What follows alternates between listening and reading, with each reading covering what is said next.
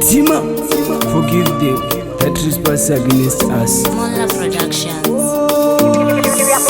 Ndaini zvindaona zvakawanda, zvimwe ndinobvunza zvimwe ndinonyarara. Vakawanda vandakaitira zvakanaka, patipo zvakavaya tisikabvavanziyo. Acha ndinoziva hangu Mwari vane chinangu muupenyu wangu, ndavazibofu ndaitoti kubatsira noro mumwe wangu. Hachina mhosva wakawana zvawaiwisha, chingava chiko chandaisa kuitira. Pane zvishoma zvandaiwana semumwe wangu, chandaisa kuitira. Pane zvishoma zvandaiwana semumwe wangu.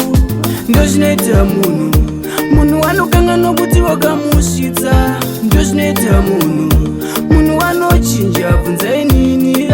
Ndozvinoita munhu anokanganwa kuti wakamusimusa. Ndozvinoita munhu anochinja, bvunzai nini. Vakawanda vandakaburitsa pakaoma, ndatorara nenzara kuti zvavosvika. Kumaprofita atisi kumakuma, ndichivaitirawo sevamwe vangu. Asi nhasi ndave munhu wakaipa, hazvina mhosva. Ndozvinoita upenyu, ndati chava tese mukuwana mukushaya. Pati zvako zvoita ndakundisema, asi mositaiva nemhinduro yangu. Tichazokurukura rimwe zuva tasangana. Ndozvinoita munhu anokanganwa kuti wakamusvitsa. Ndozvinoita munhu anochinja, bvunzai nini.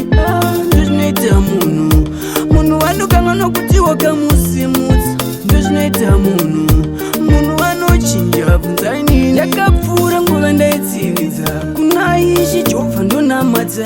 Mwari vainawo vanhu ngavane utsi, sekureva kwenyu kudziva kuzivenyu.